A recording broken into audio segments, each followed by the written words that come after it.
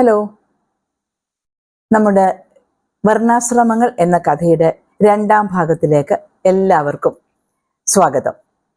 കഥയിലേക്ക് കിടക്കാം. വല്ലാതെ സ്പീഡിൽ പോകണ്ട. റോഡ് അത്ര നന്നായിരിക്കില്ല. പല സ്ഥലങ്ങളിലും പണി നടക്കുകയാണ്. ശരീരം മുലഞ്ഞാൽ ക്ഷീണമാവും. മധു, ഇടയ്ക്ക് നിർത്തി ചായയൊക്കെ കുടിച്ചു പോയാൽ മതി.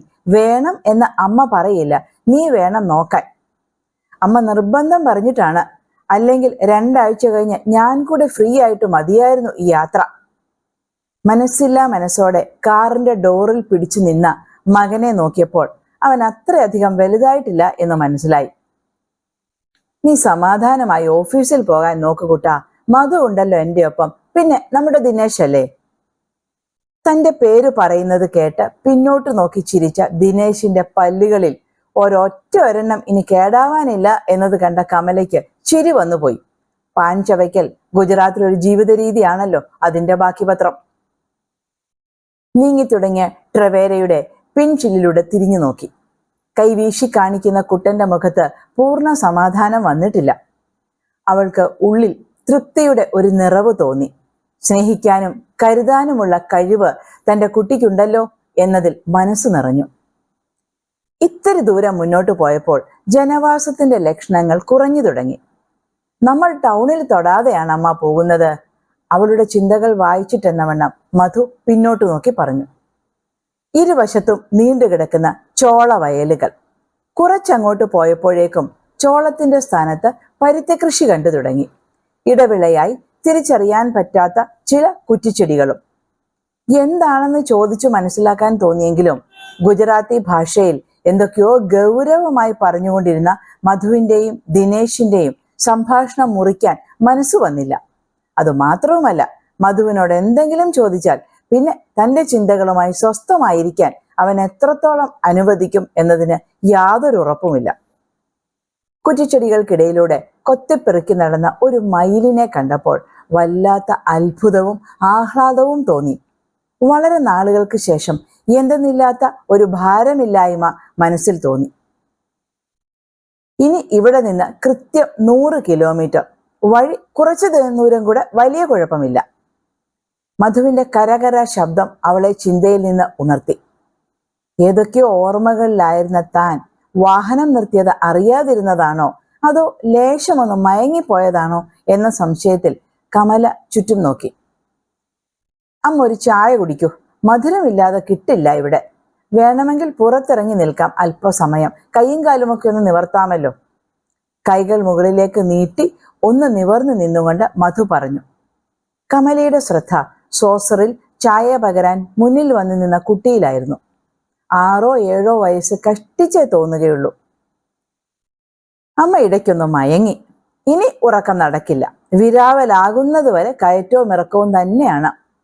കയ്യിലെ പൊതിയിൽ നിന്ന് ഗുഡ്ക തിരുമി നാവിനടിയിലേക്ക് വയ്ക്കുന്ന തിരക്കിൽ ദിനേശ് പറഞ്ഞു, സമാധാനിപ്പിക്കാൻ എന്ന പോലെ. കമല ഒരു ചിരി കൊണ്ട് അവൻ പറഞ്ഞത് ശരിവെച്ചു. ഓടിക്കളിക്കേണ്ട പ്രായത്തിൽ ചായപാത്രവുമായി നടക്കുന്ന ആ കുരുന്നിന്റെ വിധി ആരാവാം ഇങ്ങനെ എഴുതിയത്? സത്യത്തിൽ വിധി എന്നത് എന്താണ്? സ്വന്തം അനുഭവങ്ങളുടെ ആഘാതം കുറയ്ക്കാൻ മനുഷ്യൻ തന്നെ കണ്ടെത്തുന്ന സമാധാനമല്ലേ വിധി എന്ന വാക്ക്? സംഭവിക്കുന്നതിനൊന്നും യുക്തിപൂർവമായ ഒരു ഉത്തരവും കൊടുക്കാനില്ലാത്തപ്പോൾ മനസ്സ് സ്വയം കണ്ടെത്തുന്ന ഒരത്താണി. ആകാശത്തിന്റെ നെറുകയിലാണ് എന്ന് തോന്നിപ്പിക്കുന്ന നിമിഷത്തിൽ ഒരിഷ്ടിക കാൽക്കീഴിൽ നിന്നെടുത്തു മാറ്റി ഇത്രയേ ഉള്ളൂ നീ എന്നോർമ്മിപ്പിക്കുന്ന ആ മഹാശക്തി. അതിൻ്റെ തന്നെ മറ്റൊരു ഭാവത്തെയാണോ വിധി എന്ന പേരിൽ മനുഷ്യൻ ആശ്രയിക്കുന്നത്? ബൈപോളാർ എന്നൊരു രോഗാവസ്ഥയെക്കുറിച്ച് കേട്ടറിവ് പോലും ഇല്ലാതിരുന്ന കാലത്ത് താൻ ഒറ്റയ്ക്കായത് തന്റെ വിധിയാണെന്നല്ലേ എല്ലാവരും പറഞ്ഞത്? മനുഷ്യന്റെ ദുർബലതകൾക്കും ആകുലതകൾക്കുമൊക്കെ വിധി എന്തു പിഴച്ചു? ചിന്തകളിലും വിശകലനങ്ങളിലും മുഴുകിയിരുന്ന കമലയെ മധുവിന്റെ ശബ്ദമാണ് തിരികെ എത്തിച്ചത്. ദൂരെ കാണുന്ന ഗോപുരത്തിലേക്ക് നോക്കി കൈകൂപ്പിയിരിക്കുന്ന അവന്റെ മുഖത്ത് ഒക്കെ ആ ശക്തി നോക്കിക്കൊള്ളും എന്ന ഉറച്ച വിശ്വാസം മാത്രം. തിരക്കുള്ള റോഡിന്റെ ഒരു വശത്ത് വണ്ടി ഒതുക്കി നിർത്തി. അവളെ സാവധാനം ഇറങ്ങാൻ സഹായിച്ച മധുവിനോട് എന്തോ ഗുജറാത്തിയിൽ പറഞ്ഞ് ദിനേശ് വണ്ടി മുന്നോട്ടെടുത്തു. എത്ര കേട്ടാലും മനസ്സിലാവാത്ത ആ ഭാഷയുടെ അപരിചിതത്വത്തിൽ കമല ചോദ്യഭാവത്തിൽ നോക്കി. വണ്ടി പാർക്കിങ്ങിലിട്ട് അവിടെ നിൽക്കാമെന്നാണ് പറഞ്ഞത്. നമ്മൾ തൊഴുതിറങ്ങിയിട്ട് വിളിക്കുമ്പോഴേക്കും അയാൾ വരും. റെസ്റ്റ് ഹൗസ് ഇത്തിരി കൂടെ മുന്നോട്ട് പോകണം. ഇപ്പോൾ അകത്ത് കയറിയില്ലെങ്കിൽ നമുക്ക് ഉച്ചയ്ക്കുള്ള പൂജ നഷ്ടപ്പെടും. ഇവിടെ ഈ സമയത്തെ പൂജ വിശേഷമാണമ്മേ. മധുവിന്റെ കയ്യിൽ പിടിച്ച് തിരക്കിലൂടെ മുന്നോട്ട് നടക്കുമ്പോൾ കാലുകൾക്ക് നല്ല ഉന്മേഷം തന്നെ തോന്നി.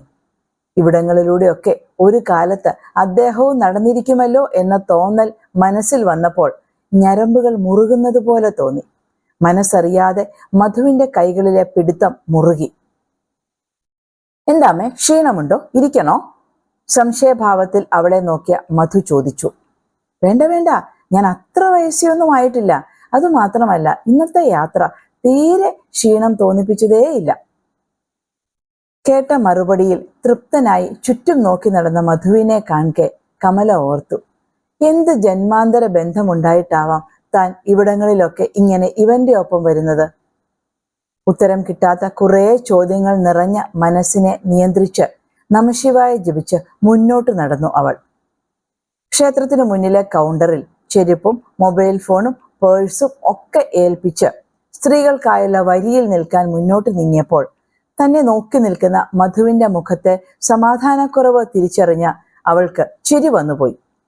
എന്തൊക്കെ കടന്നാണ് താൻ ഇവിടം വരെ എത്തിയത് എന്നിവന് ഊഹിക്കാൻ പോലും പറ്റില്ല. ഒരു ജീവിതം മുഴുവൻ ഒറ്റയ്ക്കാണ് തുഴഞ്ഞത്. മുന്നോട്ട് നടക്കാൻ കൈകൊണ്ട് ആംഗ്യം കാണിച്ച് വരിയിൽ നിൽക്കുമ്പോൾ അവൾ മനസ്സിൽ നാമങ്ങളല്ലാതെ മറ്റൊന്നും കടന്നു വരാതിരിക്കാൻ ശ്രദ്ധിച്ചു. മുന്നിൽ കണ്ട ആശ്രയത്തിൽ മനസ്സുറപ്പിച്ചു നിന്നപ്പോൾ ഇതേവരെ അറിഞ്ഞതും അനുഭവിച്ചതും എല്ലാം അലിഞ്ഞലിഞ്ഞില്ലാതാകുന്നത് അവൾക്ക് അനുഭവപ്പെട്ടു. മുൻപ് കണ്ടിരുന്നതിൽ നിന്നൊക്കെ വിഭിന്നമായി കണ്ട ശിവലിംഗ സ്വരൂപത്തിൽ വല്ലാത്തൊരു ചൈതന്യമുണ്ടായിരുന്നു. ഇത്ര വലിപ്പത്തിൽ മേൽമുണ്ട് പുതച്ച തരത്തിലൊരു രൂപമായിരുന്നില്ല അവളുടെ സങ്കല്പങ്ങളിൽ. ക്ഷേത്രത്തിൽ നിന്ന് പുറത്തിറങ്ങി ചുറ്റുപാടും ഒന്ന് പ്രദക്ഷിണം വെച്ച് സമുദ്രത്തിലേക്ക് നോക്കി നിന്നപ്പോൾ മനസ്സിൽ അടങ്ങിക്കിടന്നിരുന്ന തിരമാലകൾ തിരമ്പുന്നതറിഞ്ഞു. കടൽ തീരത്തെ മണ്ണിൽ നിറയെ കാൽപ്പാടുകൾ. മണ്ണിലെ കാൽപ്പാടുകൾ മെല്ലെ മെല്ലെ മാഞ്ഞു പോകും. മനസ്സിൽ പതിഞ്ഞതോ?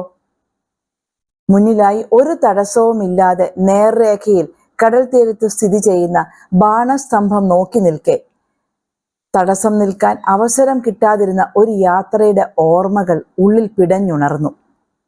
പ്രസാദം വാങ്ങി വരാൻ മധുവിനെ അയച്ച ശേഷം പുറത്തെ വിശാലമായ കൊത്തളത്തിൽ ഇരുന്ന അനേകർക്കൊപ്പം നാമജപത്തിൽ ലയിച്ചിരുന്നപ്പോൾ പറഞ്ഞറിയിക്കാനാവാത്ത ശാന്തത ഉള്ളിലേക്കും പടരുന്നതറിഞ്ഞു. തൊട്ടടുത്തിരുന്ന സംഘത്തിലെ പ്രായമായ സന്യാസിനിയിൽ നിന്നാണ് അവർ ഒരു വലിയ യാത്രാ സംഘത്തിലെ കണ്ണിയാണ് എന്ന് മനസ്സിലായത്. പല സ്ഥലങ്ങൾ ദർശനം നടത്തി കൈലാസമാണ് ലക്ഷ്യം എന്ന് പറഞ്ഞ ആ അമ്മയ്ക്ക് വളരെ പ്രായം തോന്നിച്ചു. പക്ഷേ ഈ പ്രായത്തിൽ ഇത്ര യാത്ര, അതും കൈലാസം വരെ? സംശയത്തിൽ നിർത്തിയ അവളെ നോക്കി ചിരിച്ചുകൊണ്ട് ഒന്നും പറയാതെ അവർ മുകളിലേക്ക് കൈകൾ ഉയർത്തി. തീരുമാനങ്ങൾ അവിടെ നിന്നല്ലേ? അവിടെ നിന്ന് വിളിച്ചാൽ, വരണമെന്നാവശ്യപ്പെട്ടാൽ പോകാതെ പറ്റില്ല. ഒരിക്കൽ അദ്ദേഹം നടന്ന വഴികൾ, അലഞ്ഞ തെരുവുകൾ, അമ്പലങ്ങൾ ഒക്കെ തന്നെ മാടി വിളിക്കുകയാണ് എന്ന് അവൾക്ക് തോന്നി. പോയി വന്നാലോ എന്നൊരു തിക്കുമുട്ടൽ പതിവില്ലാത്ത വിധം ഉള്ളിലേക്കിറങ്ങുന്നു. ഇന്നും നെറ്റിയിൽ സിന്ദൂരം തൊടുന്ന ഒപ്പം നിറുകയിലേക്കും നീങ്ങുന്ന വിരലുകൾക്ക് ഒരു ഉറപ്പ് തോന്നാറുണ്ട്. ഉണ്ടാവും, എവിടെയെങ്കിലും എന്നെങ്കിലും കണ്ടുമുട്ടും എന്നൊരു തീർച്ച പലപ്പോഴും മനസ്സിൽ വരാറുണ്ട്. ഇന്നത്തെ യാത്ര പോലും തൻ്റെ നിശ്ചയമല്ല എന്നവൾക്ക് തോന്നി. ഇതിന് തന്നെ തോന്നിപ്പിച്ച ശക്തിക്ക് മറ്റെന്തെങ്കിലും തീരുമാനങ്ങളും ഉണ്ടാവാതെ വയ്യ. വഴി കാണിച്ചു തരുന്നു. അത് തിരഞ്ഞെടുക്കുക എന്നത് നമ്മുടെ കയ്യിൽ മാത്രമുള്ളതാണ്. മനുഷ്യജന്മത്തിലെ വിവിധാശ്രമ ധർമ്മങ്ങളിൽ ഏറ്റവും ഒടുവിലാണ് മഹാപ്രസ്ഥാനം. സമയമാവുന്നതിന് മുൻപ്, വളരെ മുൻപ് അതിലേക്ക് നടന്ന ഒരാളായിരുന്നു അദ്ദേഹം. ഒരർത്ഥത്തിൽ അദ്ദേഹം വിട്ടുപോയി കഴിഞ്ഞപ്പോൾ മുതൽ താനും അവിടേക്കല്ലേ സഞ്ചരിച്ചിരുന്നത്? ഇക്കാലം മുഴുവൻ അതിൽ കുടുംബത്തിന്റെ കെട്ടുപാടുകൾ കൂടി ഉണ്ടായിരുന്നു എന്ന് മാത്രം. ഇനിയിപ്പോൾ അത് നോക്കേണ്ട കാര്യമില്ല. കുട്ടൻ ഒറ്റയ്ക്കാവില്ല എന്നൊരു ഉറപ്പ് മനസ്സിലുണ്ട്. ഒരിക്കൽ കൂടി സോംനാഥ് ജിയുടെ മുന്നിലെത്തി കൈകൾ കൂപ്പിയ അവൾ ഒരു തീരുമാനമെടുക്കാൻ എന്നതുപോലെ നോക്കി നിന്നു. പരമകാരുണികനായ ആ രൂപം അവളെ ഉറ്റുനോക്കി നിൽക്കുന്നത് പോലെ തോന്നി. അങ്ങനെ വിട്ടുപോകാൻ പറ്റുമോ എന്നൊരു ചോദ്യം മനസ്സിലേക്ക് ആഴ്ന്നിറങ്ങി ചിന്തകളെയും തീരുമാനത്തെയും പിടിച്ചുലയ്ക്കുന്നു. ട്രെവേര നീങ്ങിയപ്പോൾ നോക്കി നിന്ന കണ്ണുകൾ ചിന്തകളിൽ നിന്ന് മാഞ്ഞു പോകുമോ? പോകില്ല എന്നുറപ്പുണ്ടെങ്കിൽ പിന്നെ എവിടെ ചെന്നാലും സ്വസ്ഥത കിട്ടുമോ? പലവിധ വികാരങ്ങളും സംശയങ്ങളും മനസ്സിൽ തിക്കുമുട്ടുന്നതറിഞ്ഞ കമല ഒന്നും വേർതിരിച്ചെടുക്കാനാവാതെ ശാന്തമായി തുടങ്ങുന്ന മനസ്സുമായി ഇരുന്നു. ലക്ഷ്യം വ്യത്യസ്തമാണെന്ന് മുൻപേ തിരിച്ചറിഞ്ഞ് നടന്നകന്ന മറ്റൊരു മനസ്സിനെ അവൾക്ക് ആ നിമിഷത്തിൽ പൂർണ്ണമായും മനസ്സിലാകുന്നുണ്ടായിരുന്നു. രഥത്തിന്റെ നിയന്ത്രണം മനസ്സിനെ ഏൽപ്പിച്ച ലഹരിയിൽ അവൾ പ്രദക്ഷിണ വഴിയിലേക്ക് കടന്നു. കമലയുടെ ഇളം നീല സാരിത്തലപ്പ് കാറ്റിൽ പറക്കുന്നതും ചുറ്റുമുള്ള കാവ്യ നിറത്തിൽ അലിഞ്ഞു ചേരുന്നതും കണ്ട് നിർനിമേഷനായി വിശ്വസിക്കാനാവാതെ മധു നോക്കി നിന്നു. അവിശ്വസനീയതയിൽ ഉറഞ്ഞു പോയതുപോലെ. ഒക്കേറ്റിനും താനൊരു നിമിത്തം മാത്രം ആണെന്ന തിരിച്ചറിവിൽ.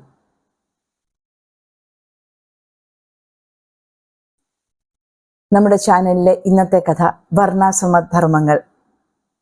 വർണ്ണാശ്രമങ്ങൾ ഇവിടെ തീരുകയാണ്. എല്ലാവർക്കും കഥ ഇഷ്ടപ്പെടുന്നു എന്ന് തന്നെ വിചാരിക്കുന്നു. അഭിപ്രായങ്ങൾ തീർച്ചയായും അറിയിക്കണം. ഇനി നമുക്ക് മറ്റൊരു കഥയുമായി അല്ലെങ്കിൽ മറ്റൊരു സാഹിത്യ സംബന്ധമായ വിഷയവുമായി അടുത്ത ആഴ്ച വീണ്ടും കാണാം. അതുവരെ എല്ലാവരും take care of your self.